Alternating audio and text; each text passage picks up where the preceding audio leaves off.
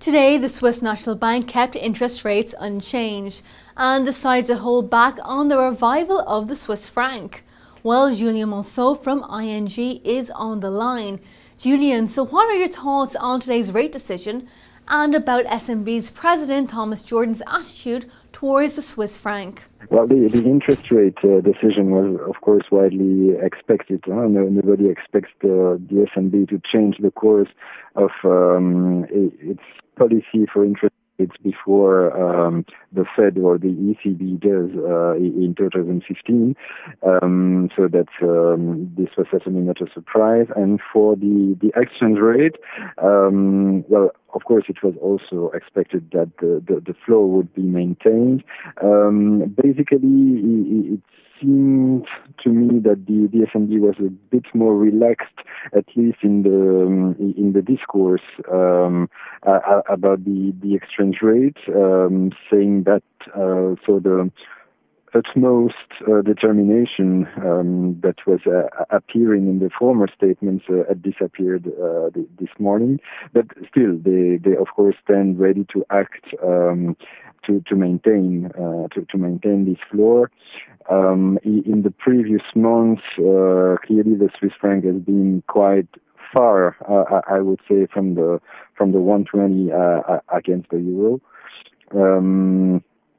But still, it required some interventions by the SNB in March and April, so that clearly the SNB will remain alert on that side.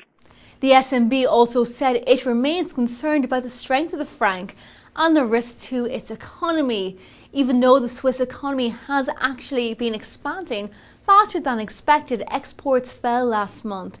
The SNB has maintained its growth forecast of 1 to 1.5%.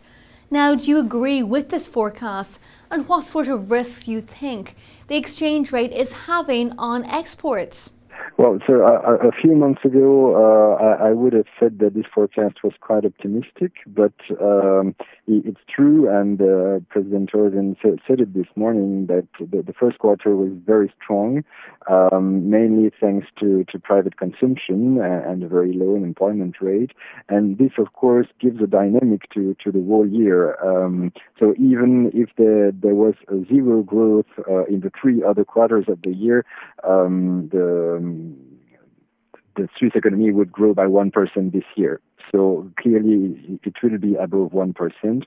No, 1.5 remains a bit optimistic, and as they say this morning, they are expecting that the second quarter to be much weaker, especially as indeed exports are still suffering from a strong Swiss franc.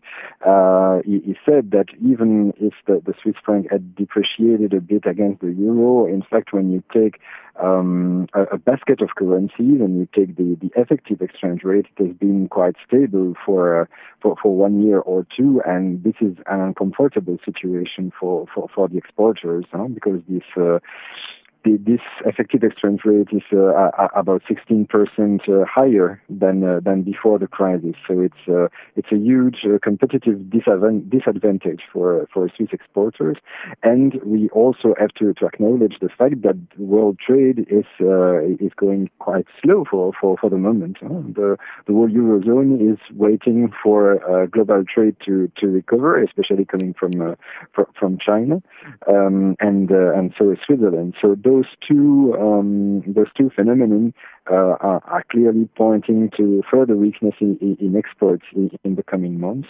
So that at the end, Swiss private consumption is the only engine remaining.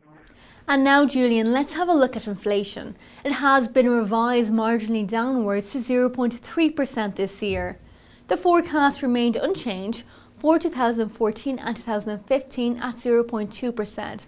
Why do you think this is? Well, indeed, let's say that the current state of deflationary pressures has not diminished nor much increased. So the SNB is quite comfortable with the inflation forecast, I think, and at least until 2015. there is no hurry for them to act on the interest rate side.